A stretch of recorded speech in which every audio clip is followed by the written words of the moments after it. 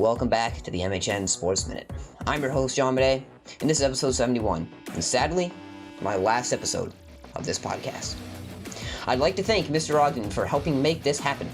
He took the time out of his day, giving up a prep block to come down to the library every F block to help me produce this podcast. I'd also like to thank the Dems, Colin Hogan, Matt Walsh, Katie Brazel, and Caroline Gallo for helping me out with the scores and even guest hosting this podcast at times.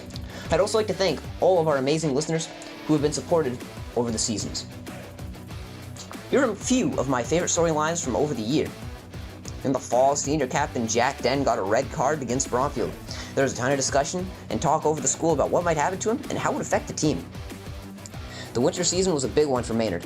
The hockey team did well, and the boys' basketball team did very well.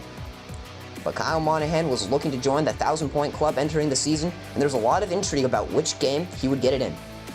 He'd reached 1,000 points against Clinton a few games into the season.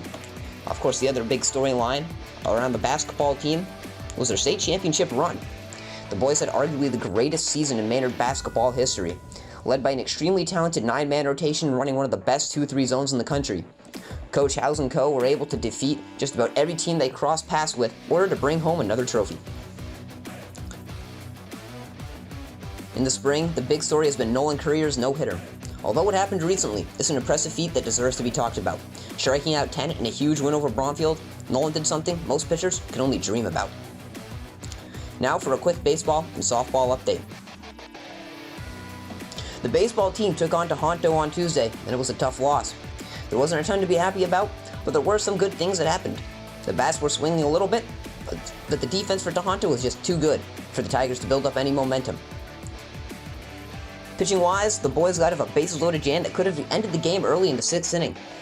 But with no outs and yours truly on the mound, the boys managed to get out with only minimal damage. On Wednesday, the baseball team took on Douglas in the first round of the CMAS tournament, and they took a tough loss by the score of 11-4. It was a close one throughout most of the game, but towards the later innings, Douglas started to pull away before it got out of hand. The softball team also played Douglas in the first round of the CMAS tournament. Nice little coincidence. And they had a different fate. The girls had a huge 4-0 win off the back of a Jillian McFarland shutout and the stout defense behind her.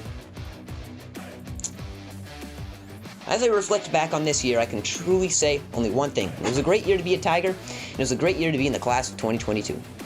I wish all the seniors and the rest of the students here at Maynard High School the best of luck in their future endeavors.